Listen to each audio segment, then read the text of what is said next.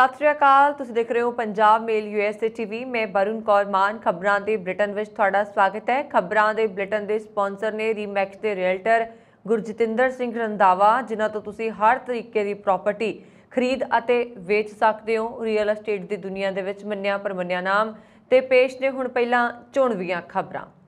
America च पंजाबी परिवार नूं अगवा करन वाला शक्के हिरासत विच, हालत गंभीर। बरतानिया विच विद्यार्थी वीजे संबंधी सरकार दे सख्त होणगे संकेत। म्यांमार विच बंधक बनाए 13 लोग भारत परते। अमेरिकी राष्ट्रपति बाइडन इस साल भी व्हाइट हाउस विच मनाउणगे दिवाली। अमेरिका तो भारत कार ते पहुंचे लखविंदर सिंह 34 दिनां विच कीती 20 देशां दी यात्रा। एब्सटफोर्ड की पंजाबण अध्यापकों नूं मिलिया प्रधानमंत्री पुरस्कार। यूके विच काले ते घट गिणती भाईचारे दे कामे तनख्वाह वितकरे दा हो रहे ने शिकार। ईरान हिजाब विवाद, वड्डिया नक हथौड़े नाल भन्निया सिर। ईरान विच प्रदर्शन दौरान एक होर 17 साला कुड़ी दा बेरहमी नाल कतल। फोर्बस वालों जारी की गई सूची च अमेरिका के सब तो धनी 400 लोगों च 4 भारतवंशी। कैनेडा च सरी के मेयर वालों फ्रेजर दरिया कंढे अस्थ घाट बनाने का फैसला। ते हुण इन्हां खबरां दा विस्तार ते कुछ होर खबरां। अमेरिका के कैलीफोर्निया सूबे विच 8 महीने के बच्चे समेत 4 मैंबरी सिख परिवार नूं अगवा करन दे मामले च एक 48 साला शक्की व्यक्ति हिरासत विच लिया गया अते उसकी हालत गंभीर है। हालांकि पीड़त अजे भी लापता ने, जिन्हां विच 8 महीने की बच्ची, उसकी मां 27 साला जसलीन कौर, 36 साला जसदीप सिंह ते 39 साला अमनदीप सिंह शामिल ने। पुलिस ने काफ़ी भज दौड़ तो बाद आखिरकार अगवाकार नूं गिरफ्तार करन विच कामयाबी हासिल की। परिवार के अगवा के संबंध में मर्सड काउंटी शहरिफ वालों एक 48 साला व्यक्ति हिरासत में लिया गया। अगवाकार ने फड़े जाने तो पहला अपनी जान लैण की कोशिश की। वो काफ़ी जख्मी हालत में मिलिया। स्पैनिश मूल के अलगाडो नां दे इस व्यक्ति को गंभीर हालत में हॉस्पिटल दाखिल करवाया गया है। मर्सड काउंटी शैरिफ के डिटैक्टिवां नूं मंगलवार सवेरे सूचना मिली कि अगवा हुए व्यक्तियों विचों एक दा क्रेडिट कार्ड एटवाटर शहर के स्टोर में वरत्या गया। पुलिस ने तुरंत कार्रवाई करदियां बैंक ट्रांजैक्शनस करन वाले स्थान तो इस शख्स की तस्वीर प्राप्त कर ली और कार्रवाई करदियां इसनूं गिरफ्तार कर लिया। इस तो पहला अगवा हुए परिवार का ट्रक सड़ी हुई हालत में बुहाच रोड और ऑकडेल रोड के नज़दीक कैलीफोर्निया हाईवे पेट्रोल अधिकारियों ने बरामद किया। मर्सड पुलिस विभाग वालों जांच करन ते पता लग्या है कि इस ट्रक का रजिस्टर्ड मालक अमनदीप सिंह सी, जो परिवार समेत अगवा होया सी। शैरिफ के जसूसां का मनना है कि परिवार के मैंबरां नूं दक्षिणी हाईवे अनाट के 800 ब्लॉक विच बंदूक की नोक ते अगवा किया गया सी। इन्हां विच एक औरत 27 साला जसलीन अते 8 महीने की बच्ची अते 2 जाणे होर शामिल सन।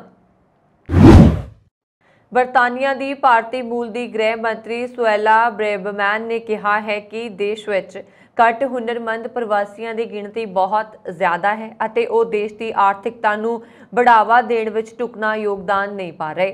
गृह मंत्री ने कहा कि विद्यार्थी वीज़ा ढांचे की भी समीक्षा की जाएगी। सुएला ब्रेबमैन ने कहा कि कंजरवेटिव पार्टी इमीग्रेशन घटाउण लई वचनबद्ध है, पर देश की आर्थिकता नूं वधाउण लई विदेशों तो आउण वाले कामिਆਂ बारे नीतियां नूं मुड़ घोखण की लोड़ है। उन्होंने कहा कि सानूं विदेशों तो सस्ती लेबर नहीं चाहिए, असीं काबल अते तकनीकी पढ़े लिखे लोग चाहुंदे हां। उन्होंने समुद्री रस्ते किश्तियां राहीं गैर कानूनी ढंग नाल आउण वाले प्रवासियों नूं रोकण लई होर भी सख्त कदम उठाउण की गल कही है। यूके च इस साल जून तक बीते 12 महीनों 4,85,000 विद्यार्थी निरभर वीजे जारी किए गए हैं, जो 2019 तो 71% वध ने। थाईलैंड विच नौकरी दिवाउण दे नाम ते म्यांमार विच बंधक बनाए गए 13 भारतीय बुधवार नूं चेन्नई पहुंचे। हवाई अड्डे ते राज मंत्री KS मस्तान ने उन्हां दा स्वागत किया। उन्होंने कहा कि एजेंटां राहीं उन्हां नूं राज दे वख-वख हिस्सिਆਂ तो म्यांमार ले जाया गया। CM MK स्टालिन ने इन्हां दी घर वापसी करवाई है। ਉਹਨਾਂ ਨੇ ਕਿਹਾ ਕਿ 50 ਦੇ ਕਰੀਬ ਤਾਮਿਲ ਅਜੇ ਵੀ ਮਿਆਂਮਾਰ ਵਿੱਚ ਨੇ।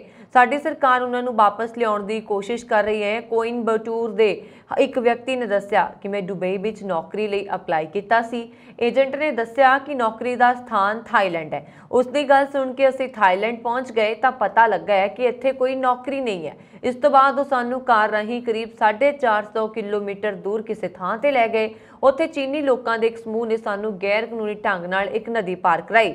ਫਿਰ ਸਾਨੂੰ ਦੱਸਿਆ ਗਿਆ ਕਿ ਅਸੀਂ ਮਿਆਂਮਾਰ ਵਿੱਚ ਹਾਂ, ਸਾਡੇ ਕੋਲ ਵੀਜ਼ਾ ਨਹੀਂ ਸੀ। ਉੱਥੇ ਜਾਲੀ ਆਈਡੀ ਨਾਲ VIPs ਨਾਲ ਗੱਲਬਾਤ ਕਰਨ ਦਾ ਅਸੀਂ ਕੰਮ ਕਰਨਾ ਸੀ ਔਰ ਸਾਨੂੰ ਮਾਨਸਿਕ ਤੌਰ ਤੇ ਤਸੀਹੇ ਦਿੱਤੇ ਗਏ। ਦਿਨ ਵਿੱਚ 15-16 ਘੰਟੇ ਕੰਮ ਕਰਵਾਇਆ ਜਾਂਦਾ ਸੀ। ਆਪਣੇ ਦੇਸ਼ ਵਿੱਚ ਆ ਕੇ ਵਾਪਸ ਚੰਗਾ ਲੱਗ ਰਿਹਾ।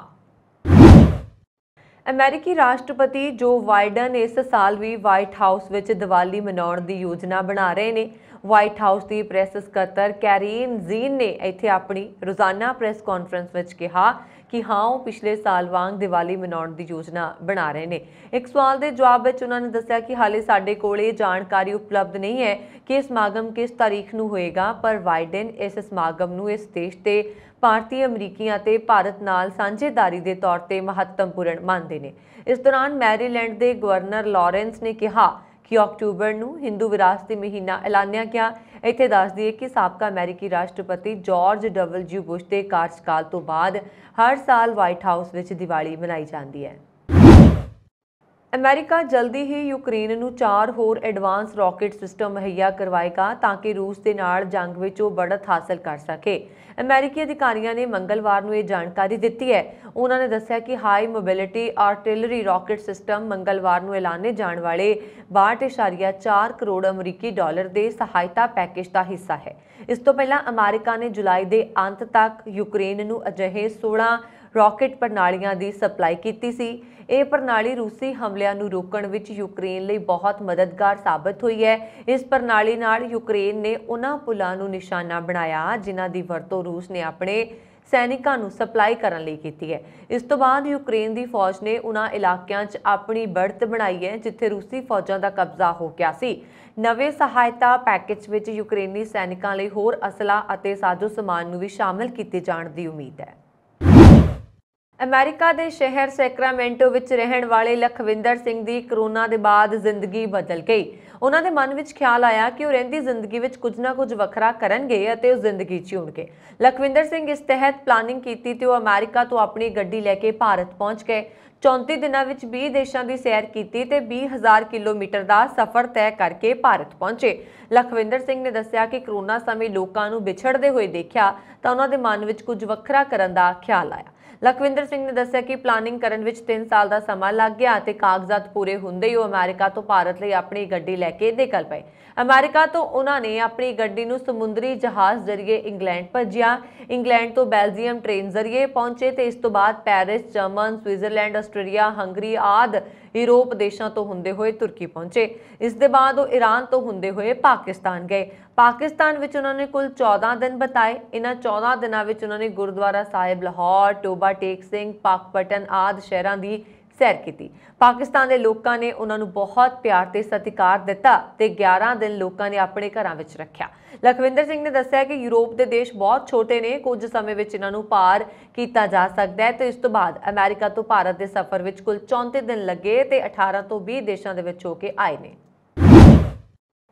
ਅਮਰੀਕਾ ਦੀ ਉਪ ਰਾਸ਼ਟਰਪਤੀ ਕਮਲਾ ਹੈਰਿਸ ਅਤੇ ਅਦਾਕਾਰਾ ਪ੍ਰਿਯੰਕਾ ਚੋਪੜਾ ਜੋਨਸ ਨੇ ਇੱਥੇ ਇੱਕ ਲੀਡਰਸ਼ਿਪ ਫੋਰਮ ਦੌਰਾਨ ਮੰਚ ਸਾਂਝਾ ਕਰਦਿਆਂ ਭਾਰਤ ਨਾਲ ਆਪਣੇ ਸੰਬੰਧਾਂ, ਵਿਆਹ ਦੀ ਸਮਾਨਤਾ ਤੇ ਜਲਵਾਯੂ ਤਬਦੀਲੀ ਬਾਰੇ ਵੀ ਵਿਚਾਰ ਪ੍ਰਗਟ ਕੀਤੇ।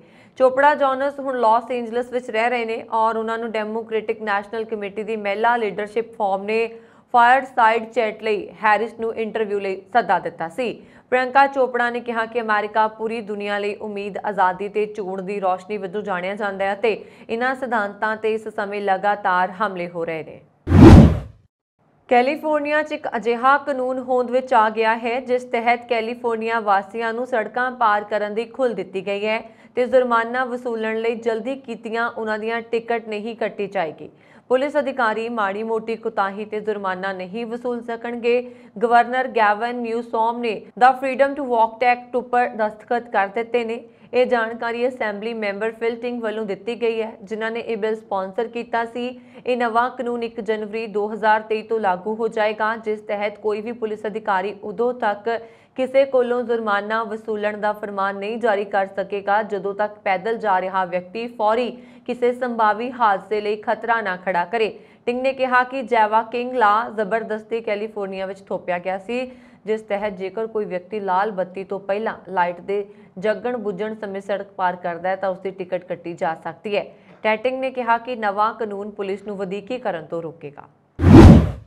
अमेरिका ते फिलीपीन के 2500 तो वध मरीन सोमवार नूं सांझे फौजी अभ्यास में हिस्सा ले रहे हैं। इसका मकसद दक्षिणी चीन सागर खेतरी विवाद और ताइवान नूं लैके वधदे तणाव के पिछोकड़ च खेतर च पैदा होने वाले किसी भी संकट नाल नजिठना है।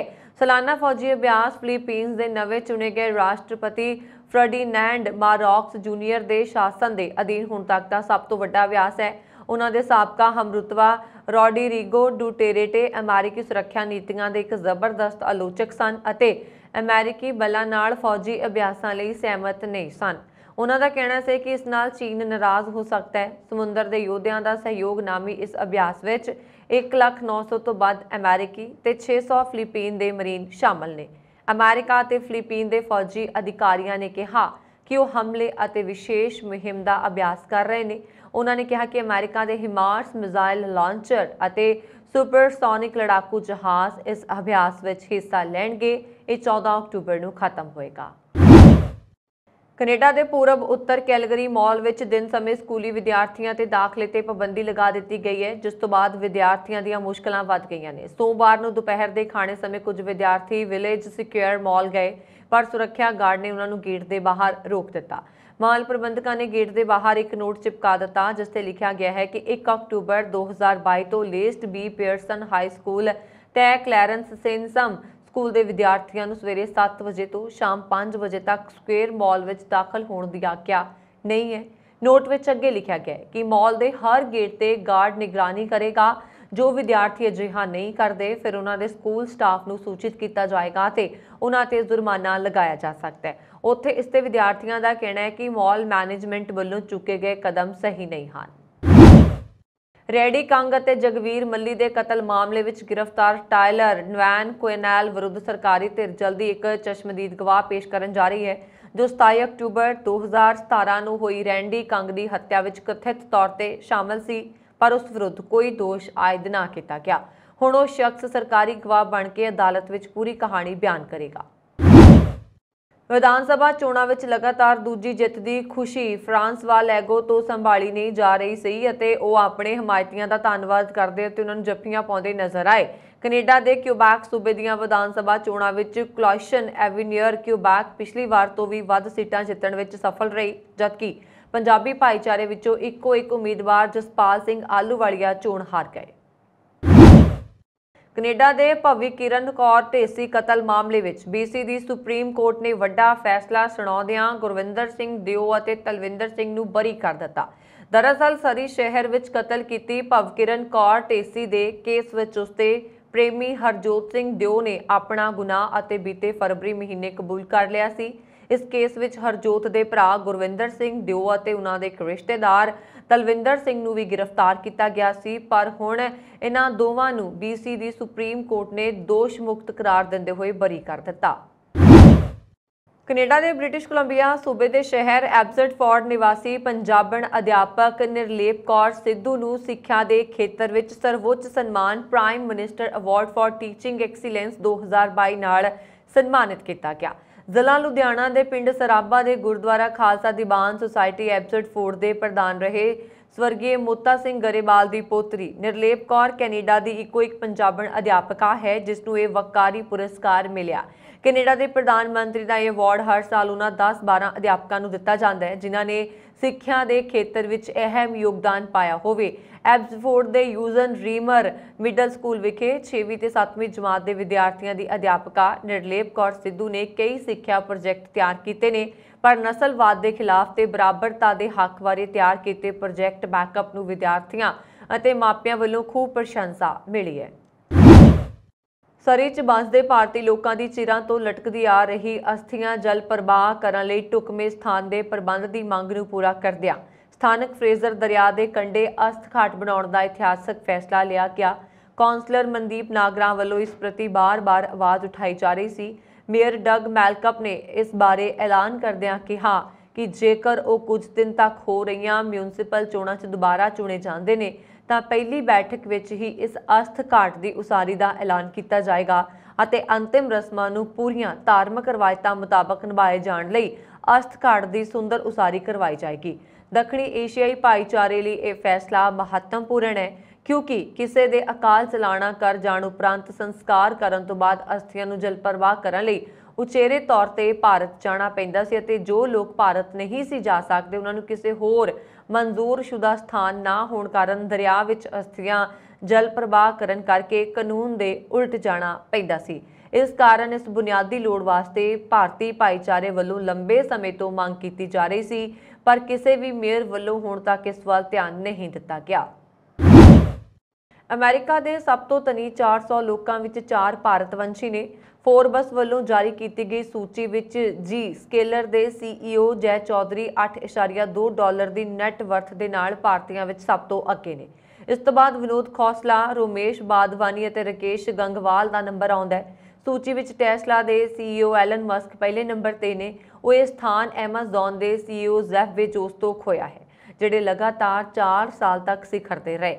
ਸੂਚੀ ਮੁਤਾਬਕ ਸਭ ਤੋਂ ਧਨੀ 400 ਅਮਰੀਕੀਆਂ ਦੀ ਕੁੱਲ ਜਾਇਦਾਦ $4 ਟ੍ਰਿਲੀਅਨ ਹੈ। ਇਹ ਪਿਛਲੇ ਸਾਲ ਦੇ ਮੁਕਾਬਲੇ ਵਿੱਚ $500 ਅਰਬ ਘੱਟ ਹੈ। ਸੂਚੀ ਵਿੱਚ 79ਵਾਂ ਸਥਾਨ ਹਾਸਲ ਕਰਨ ਵਾਲੇ 63 ਸਾਲਾ ਜੈ ਚੌਧਰੀ ਨੇ ਸਾਲ 2008 ਵਿੱਚ ਸਾਈਬਰ ਸਿਕਿਉਰਿਟੀ ਫਰਮ ਜੀ ਸਕੇਲਰ ਦੀ ਸਥਾਪਨਾ ਕੀਤੀ ਸੀ। ਦੁਨੀਆ ਦੇ ਸਭ ਤੋਂ ਅਮੀਰ ਵਿਅਕਤੀ ਐਲਨ ਮਸਕ ਇੱਕ ਵਾਰ ਫਿਰ ਟਵਿੱਟਰ ਨੂੰ ਖਰੀਦਣਾ ਚਾਹੁੰਦੇ ਨੇ। ਜੀ ਮਸਕ ਨੇ ਆਪਣੇ ਪੁਰਾਣੇ ਆਫਰ ਤੇ ਟਵਿੱਟਰ ਨੂੰ ਖਰੀਦਣ ਦਾ ਪ੍ਰਸਤਾਵ ਰੱਖਿਆ। ਮਸਕ ਦਾ ਪੁਰਾਣਾ ਆਫਰ $54.20 ਪ੍ਰਤੀ ਸ਼ੇਅਰ ਦਾ ਹੈ। ਮਾਮਲੇ ਨਾਲ ਜੁੜੇ ਲੋਕਾਂ ਮੁਤਾਬਕ ਮਸਕ ਨੇ ਇਹ ਲੈਟਰ ਵਿੱਚ ਟਵਿੱਟਰ ਨੂੰ ਪ੍ਰਸਤਾਵ ਭੇਜਿਆ। ਇਹ ਖਬਰ ਦੇ ਬਾਅਦ ਟਵਿੱਟਰ ਦਾ ਸ਼ੇਅਰ 18% ਉਛਲ ਗਿਆ। ਇਸ ਤੋਂ ਪਹਿਲਾਂ ਮਸਕ ਮਹੀਨਿਆਂ ਤੋਂ ਟਵਿੱਟਰ ਖਰੀਦਣ ਦੇ ਸੌਦੇ ਤੋਂ ਪਿੱਛੇ ਹਟਣ ਦੀ ਕੋਸ਼ਿਸ਼ ਕਰ ਰਹੇ ਸਨ। ਹੁਣੇ ਜਿਹੇ ਟੈਸਲਾ ਦੇ CEO ਮਸਕ ਨੇ ਕਿਹਾ ਸੀ ਕਿ ਟਵਿੱਟਰ ਦਾ ਵਿਸਲ ਬਲੋਅਰ ਡੀਲ ਨੂੰ ਤੋੜਨ ਦਾ ਵੱਡਾ ਕਾਰਨ ਹੈ। ਮਸਕ ਨੇ ਕਿਹਾ ਕਿ ਟਵਿੱਟਰ ਦਾ ਇੱਕ ਸਾਬਕਾ ਮੁਲਾਜ਼ਮ ਜੋ ਵਿਸਲ ਬਲੋਅਰ ਬਣ ਗਿਆ ਸੀ ਉਸ ਨੂੰ ਲੱਖਾਂ ਡਾਲਰ ਦਾ ਭੁਗਤਾਨ ਕੀਤਾ ਸੀ। ਇਹ ਇੱਕ ਵੱਡਾ ਕਾਰਨ ਸੀ ਜਿਸ ਦੇ ਚੱਲਦੇ ਮਸਕ ਨੇ ਟਵਿੱਟਰ ਨੂੰ ਖਰੀਦਣ ਦੀ $44 ਅਰਬ ਦੀ ਡੀਲ ਨੂੰ ਰੱਦ ਕਰ ਦਿੱਤਾ। ਟਵਿੱਟਰ ਨੂੰ ਲਿਖੀ ਇੱਕ ਚਿੱਠੀ ਵਿੱਚ ਐਲਨ ਮਸਕ ਦੇ ਵਕੀਲਾਂ ਨੇ ਕਿਹਾ ਪੀਟਰ ਜਟਕੋ ਤੇ ਉਹਨਾਂ ਦੇ ਵਕੀਲਾਂ ਨੂੰ $7.75 ਮਿਲੀਅਨ ਦਾ ਭੁਗਤਾਨ ਕਰਨ ਤੋਂ ਪਹਿਲਾਂ ਟਵਿੱਟਰ ਨੇ ਉਹਨਾਂ ਦੀ ਸਹਿਮਤੀ ਨਹੀਂ ਲਈ। ਗੁਰਦੁਆਰਾ ਸਿੰਘ ਸਭਾ ਸਾਊਥ ਹਾਲ ਦੀਆਂ ਹੋਈਆਂ ਚੋਣਾਂ 'ਚ ਪੰਥਕ ਗਰੁੱਪ ਨੇ ਹਿੰਮਤ ਸਿੰਘ ਸੋਹੀ ਤੇ ਕੁਲਵੰਤ ਸਿੰਘ ਪਿੰਡਰ ਦੀ ਅਗਵਾਈ 'ਚ ਇਤਿਹਾਸਕ ਜਿੱਤ ਹਾਸਲ ਕਰ ਲਈ ਹੈ। ਗੁਰਦੁਆਰਾ ਸਿੰਘ ਸਭਾ ਸਾਊਥ ਹਾਲ ਦੀਆਂ ਚੋਣਾਂ 'ਚ ਇਸ ਵਾਰ ਸਾਊਥ ਹਾਲ ਦੇ ਸਾਰੇ ਪੰਥਕ ਸੋਚ ਵਾਲੇ ਗਰੁੱਪਾਂ ਨੇ ਇੱਕ ਨਿਸ਼ਾਨ ਹੇਠ ਇਕੱਤਰ ਹੋ ਕੇ ਪੰਥਕ ਗਰੁੱਪ ਵੱਲੋਂ ਹਿੱਸਾ ਲਿਆ ਸੀ ਜਦਕਿ ਦੂਜੇ ਪਾਸੇ ਸ਼ੇਰ ਗਰੁੱਪ ਦੇ ਉਮੀਦਵਾਰ ਇਸ ਚੋਣ ਮੈਦਾਨ 'ਚ ਸਨ। ਪੰਥਕ ਗਰੁੱਪ ਦੇ ਹਰੇਕ ਉਮੀਦਵਾਰ ਨੂੰ ਘੱਟੋ-ਘੱਟ 1000 ਵੋਟਾਂ ਦੇ ਔਸਤਨ ਫਰਕ ਨਾਲ ਜਿੱਤ ਹਾਸਲ ਕੀਤੀ ਜਦਕਿ ਇਹ ਵੀ ਪਹਿਲੀ ਵਾਰ ਵੇਖਣ ਨੂੰ ਮਿਲਿਆ ਕਿ ਨੌਜਵਾਨਾਂ ਨੂੰ ਗੁਰਦੁਆਰਾ ਸੇਵਾ ਸੰਭਾਲ ਦੀ ਚੋਣ ਵਿੱਚ ਸੰਗਤ ਨੇ ਵੱਡਾ ਹੁੰਗਾਰਾ ਦਿੱਤਾ ਹੈ। ਇਸ ਇਤਿਹਾਸਕ ਜਿੱਤ ਤੋਂ ਬਾਅਦ ਪੰਥਕ ਗਰੁੱਪ ਦੇ ਪ੍ਰਮੁੱਖ ਸੇਵਾਦਾਰ ਹਿੰਮਤ ਸਿੰਘ ਸੋਹੀ ਤੇ ਕੁਲਵੰਤ ਸਿੰਘ ਪਿੰਡਰ ਨੇ ਸਮੂਹ ਸੰਗਤ ਦਾ ਹਾਰਦਿਕ ਧੰਨਵਾਦ ਕਰਦਿਆਂ ਕਿਹਾ ਕਿ ਇਹ ਕਿਸੇ ਗਰੁੱਪ ਦੀ ਜਿੱਤ ਹਾਰ ਦੀ ਚੋਣ ਨਹੀਂ, ਇਹ ਗੁਰਦੁਆਰਾ ਸਾਹਿਬ ਦੀ ਬਿਹਤਰੀਨ ਸੇਵਾ ਸੰਭਾਲ ਦੀ ਚੋਣ ਸੀ ਜਿਸ ਵਿੱਚ ਵਿਦੇਸ਼ ਰਹਿ ਰਹੀਆਂ ਪੰਥਕ ਧਿਰਾਂ ਨੇ ਇਸ ਪੰਥਕ ਗਰੁੱਪ ਨੂੰ ਸੇਵਾ ਸੰਭਾਲ ਦਾ ਮੌਕਾ ਬਖਸ਼ ਕੇ ਪੰਥਕ ਗਰੁੱਪ ਨੂੰ ਇੱਕ ਵੱਡੀ ਜ਼ਿੰਮੇਵਾਰੀ ਸੌਂਪੀ ਹੈ ਜਿਸ ਨੂੰ ਪੰਥਕ ਗਰੁੱਪ ਦੇ ਸਮੂਹ ਮੈਂਬਰ ਤੇ ਅਹੁਦੇਦਾਰ ਪੂਰੀ ਤਨਦੇਹੀ ਨਾਲ ਨਿਭਾਉਣਗੇ। ਬਰਤਾਨੀਆ 'ਚ ਕਾਲੇ ਅਤੇ ਘੱਟ ਗਿਣਤੀ ਭਾਈਚਾਰੇ ਨਾਲ ਸੰਬੰਧਿਤ 57% ਕਾਮੇ ਤਨਖਾਹ ਵਿਤਕਰੇ ਦਾ ਸ਼ਿਕਾਰ ਨੇ। UK ਕੰਪਨੀਆਂ 'ਚ ਕੰਮ ਕਰਦੇ 2,90,000 ਕਾਮਿਆਂ ਤੇ ਕੀਤੇ ਸਰਵੇਖਣ ਤੋਂ ਬਾਅਦ ਇਹ ਰਿਪੋਰਟ ਜਾਰੀ ਹੋਈ ਹੈ।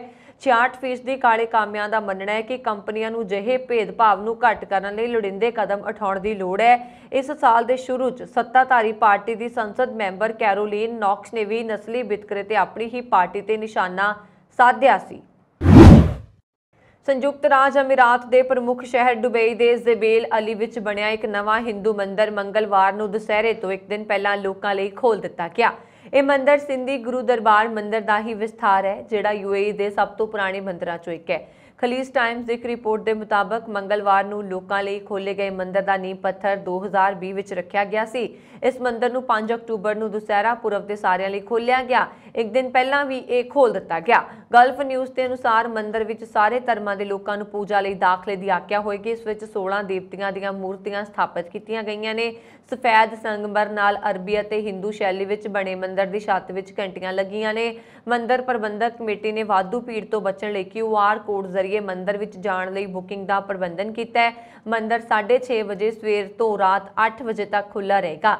ਹਿੰਦੂ ਮੰਦਿਰ ਪ੍ਰਬੰਧਕਾਂ ਨੇ ਸ਼ਰਧਾਲੂਆਂ ਦੇ ਦਾਖਲੇ ਲਈ ਆਪਣੀ ਵੈਬਸਾਈਟ ਰਾਹੀਂ QR code appointment booking system ਨੂੰ ਵੀ ਸਰਗਰਮ ਕਰ ਦਿੱਤਾ ਹੈ। ਪਹਿਲੇ ਦਿਨ ਬਹੁਤ ਸਾਰੇ ਸ਼ਰਧਾਲੂ QR ਕੋਡ ਰਾਹੀਂ ਮੰਦਿਰ ਪਹੁੰਚੇ। ਮੰਦਿਰ ਵਿੱਚ ਭੀੜ ਭੜੱਕਾ ਨਹੀਂ ਹੈ ਤੇ ਸਮਾਜਿਕ ਦੂਰੀ ਨੂੰ ਯਕੀਨੀ ਬਣਾਉਣ ਲਈ ਲੋਕਾਂ ਨੂੰ QR ਕੋਡ ਰਾਹੀਂ ਮੁਲਾਕਾਤ ਬੁੱਕ ਕਰਨ ਤੋਂ ਬਾਅਦ ਹੀ ਦਾਖਲੇ ਦੀ ਆਗਿਆ ਦਿੱਤੀ ਜਾਏਗੀ।